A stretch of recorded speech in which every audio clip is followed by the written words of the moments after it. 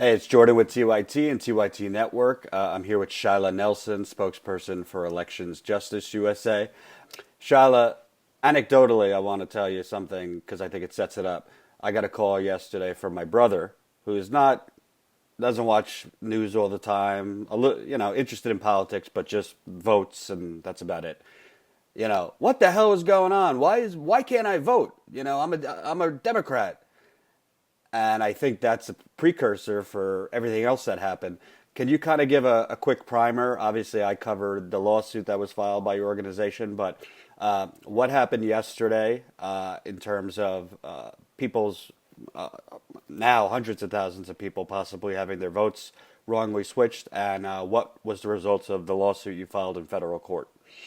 Well, we certainly have a lot to talk about today in the wake of yesterday's primary. First and foremost, the anecdotal story of your brother is reflective of hundreds of stories that we heard yesterday, reports that came pouring in minute by minute to our Election Justice USA website, people who spend literally hours seeking court orders to vote. Some being successful, some not being successful. People showing up at the polls absolutely convinced that they were on the rolls, discovering after years of voting in Democratic primaries and midterm elections as a Democrat that they were absolutely gone from the registry. So we heard hundreds of these stories. They're heartbreaking stories. Some of these were people who were displaced by Hurricane Sandy, who then inadvertently, through this process, were bumped from the rolls for no other reason than they had been transitioned because they were homeless as a result of a natural disaster. So the stories run the gamut. It was a heartbreaking day, I think, for the people of New York. The frustrations and emotions are certainly running high. As you know, Election Justice USA appeared in federal district court in Central Islip yesterday to basically participate in a hearing to review a lawsuit which we had filed the day before. We're very grateful for you and the Young Turks for being there to cover our story. What is the goal of the lawsuit and what are you hoping for? Well, one of the things we want is the open primary. That's unlikely to be granted. The court decided yesterday that an emergency relief order was not warranted under these circumstances. The bottom line was the judge's decision reinforced only the existing measures of protocol for voters to appeal their drop from the registry. We had hoped that we might be able to secure an emergency relief that would enable voters who found themselves in this situation to be able to actually vote. I mean, Brooklyn, I would assume, leans towards Bernie Sanders. That's where he's from. He had 28,000 people, I think, in the park a couple days ago. Obviously, you have no proof that something nefarious is going on, but is it odd to you that, the biggest example we have yet of people being moved off the Democratic rolls happened in a section of New York that's heavily towards Bernie Sanders?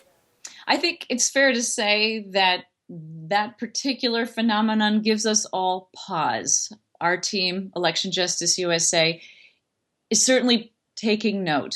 It does seem significant. It does seem meaningful. It's, of course, too soon to tell whether there were any nefarious goings on. We are gathering information as quickly as we can and working to connect those dots. So it would be premature to draw any conclusions at this point. It is very much an unfolding situation. But that detail was certainly not lost on us or, I think, on the voting public. I saw headlines: judge dismisses, voter suppression case. Judge rules against. Correct me if I'm wrong, but the fact that the case wasn't just outright dismissed, there is going to be another hearing. What's the next steps in that hearing? What will your group and your lawyers be collecting and presenting at the next hearing? You're absolutely right, Jordan. It was not dismissed. The case was actually deferred. In that, we see that as a meaningful silver lining to all of this. It leaves the door open for some important decisions. One is whether we can ensure that the provisional ballots that were cast yesterday are not only counted, but included in the final count from yesterday's election prior to the certification of that election, which, as we understand, is scheduled to take place on May 5th. So we now go into an evidentiary hearing, which will happen shortly. We're not exactly sure of the timing of that. We're working to advance that so that it happens urgently. It happens as quickly as possible. The other thing that we decided deliberately in honoring the epicenter, if you will, of where the most egregious problems seem to happen yesterday, we are moving our case to Brooklyn today, to federal district court in Brooklyn. That is a transfer that will happen during the day today. We will know hopefully by the end of the day today when our evidentiary hearing will take place. And of course, we'll keep everybody apprised of when that will happen. So is that the same lawsuit, or that will be a different lawsuit on top of the overall one against New York State? It is the same lawsuit. And the decision on the judge's part to have us serve papers to every single county, I think can easily be interpreted as a kind of deferment of the urgent situation, the emergent situation. We were not surprised. I know that for a judge to have ruled entirely in our favor would have been a real stretch. I think it really would have necessitated that the judge really put themselves out there in a way that I think she was reluctant to do. And so while we weren't entirely surprised, of course, for those voters who were banned from voting yesterday, our hearts are truly heavy. And I want to get into a few things. You know, I was getting, I'm sure my Twitter hate was in no comparison to what you got the last few days. But, you know, that I was encouraging people to commit perjury by going down and casting provisional ballots, that this is just a group, your group is just an arm of the Sanders campaign. I want to make clear that this isn't just, you know, potential supporters of Bernie Sanders who were, you know, disenfranchised. What are the examples you were getting in real time yesterday? Because I know you were flooded with people saying they're registered Democrats who were moved off the rolls, and the media, after, you know, I covered it, started to pick up on it. But it's not just Brooklyn that had issues. That's right. So there were examples that were coming in from across the state of New York. It obviously wasn't just Brooklyn. And you're right. This issue has affected all aspects of the political spectrum. As we know, one of the most famous examples of the issue of a closed primary happened on the Republican side with Donald Trump's own children being prohibited from voting for their father. These are examples that we're seeing of an arcane system which is in desperate need of transformation in the state of New York. I think that this particular primary was a real lightning rod to bring awareness on a broader level than perhaps ever before, and a more urgent call for change than we have seen certainly in our generation. And I was getting tweets and retweeting those tweets of people telling me they asked for provisional ballots, and they were being told there's no such thing as provisional ballots on Nassau County, on Long Island, and other places. Is this, you know, before getting into what is the cause of this, if you have all these different poll workers, county by county, who just because of bureaucratic ignorance or incompetence don't know certain things, or, you know, the Board of Elections isn't really communicating to its workers county by county. That's exactly right. I think the Board of Elections has a long way to go in shoring up its protocols and making sure that its poll workers are well educated, well trained, and understand exactly what their responsibilities are. It does seem that there are some fundamental breakdowns in communication and also in execution, which this primary revealed in very stark terms, I would say. And what are the reasons that have been cited so far, or the defenses of the over 100,000 people now in Brooklyn, all over the state? I saw the Brooklyn, I think, I don't know if he's the Board of Elections in Brooklyn, but an official there saying, you know, there wasn't any more irregularities yesterday and this whole election process than any other year. When I was at the courtroom yesterday, I was being told that they were saying, the Board of Elections was saying that the Democrats who feel they were wrongly moved off the rolls, it was voter error, where they apparently forgot to fill out the party box on their DMV form, or forgot that they, you know, changed their registration. Obviously, that's nonsense. You know, thousands of people didn't make an error. Has the Board of Elections given reason for this widespread removal of people from the rolls? We have heard the same statement that you have, which is that they're chalking it up to either administrative errors or voter errors, and that this this maintenance, as they call it, is just par for the course. It's just a routine thing. I also was struck by the comment, well, people die. I've thought, well, if over 100,000 people died in Brooklyn last year between November and April, we probably would have noticed. There are lots of different unsatisfactory explanations that have come out of the Board of Elections. I would very much like to be able to give them the benefit of the doubt.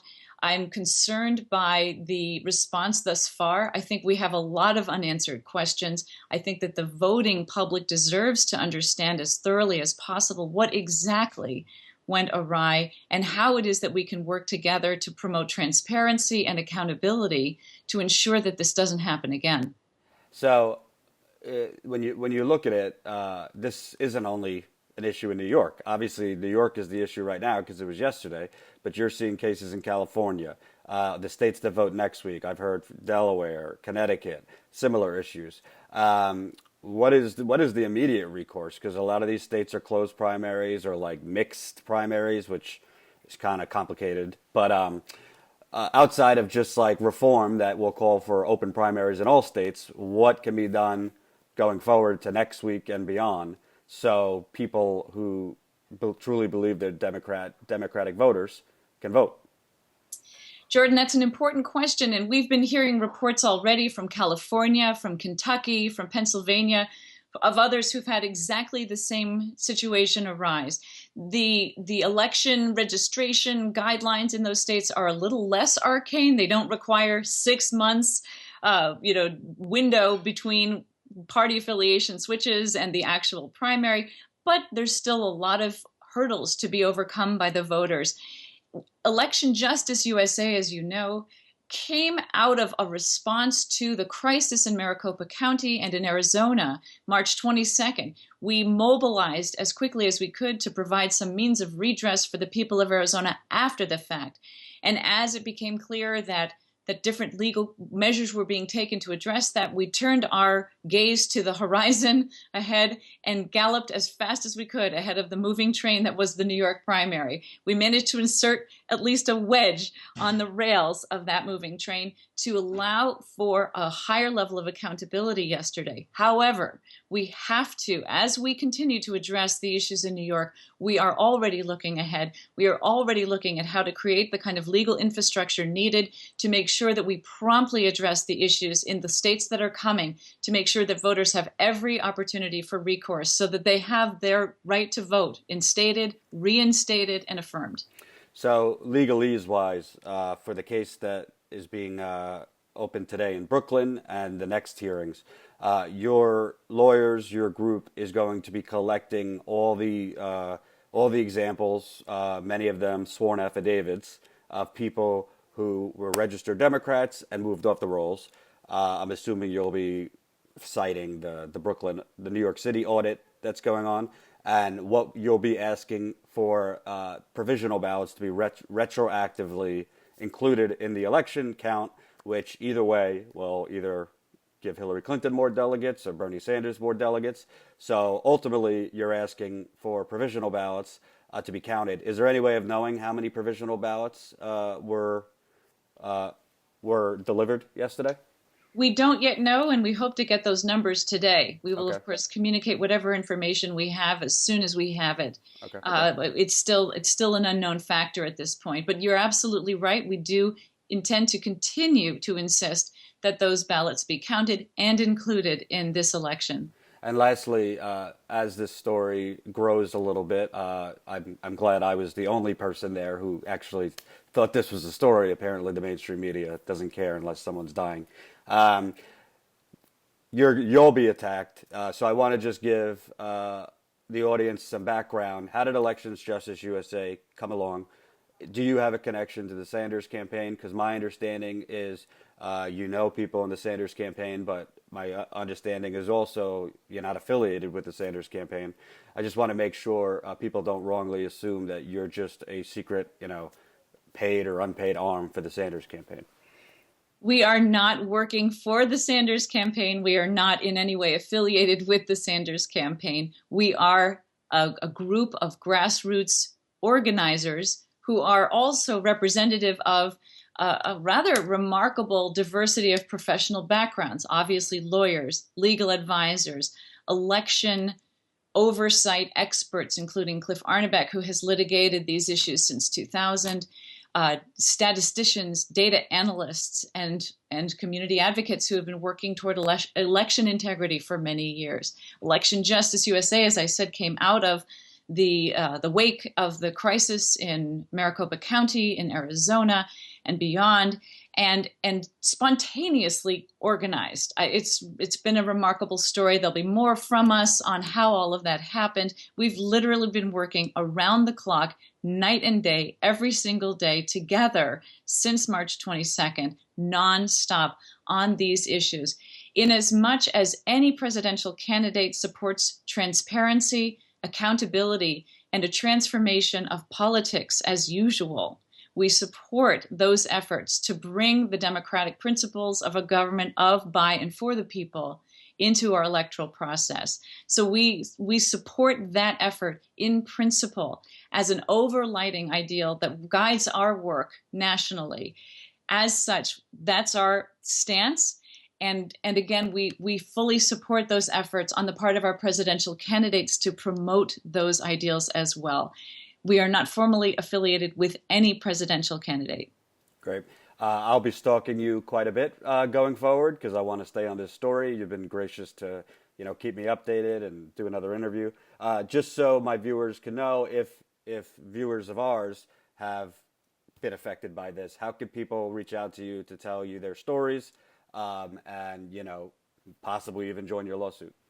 We have an online web form at www.electionjusticeusa.org where people can fill in all of their information. We have an entire team still working around the clock to process all of those statements and to follow up with people as their stories are being shared. So that's the place to go to submit any information. And are you looking for additional staffing help or more lawyers? Just trying to get out there, because my understanding is it's a real, from talking to your lawyers, it's a David versus Goliath issue. I mean, you're up against some real Democratic establishment politicians and the whole cadre. It's a mammoth undertaking, and we had no idea how big the scope of the problem was when we first embarked on this journey. We have received offers of help from legal experts, other lawyers who've offered their services to us. We welcome those offers. We are looking for volunteers to help us with collecting information, helping to get the word out to other voters in other states. And all of that can be communicated to us through our Facebook page, which is Election Justice USA.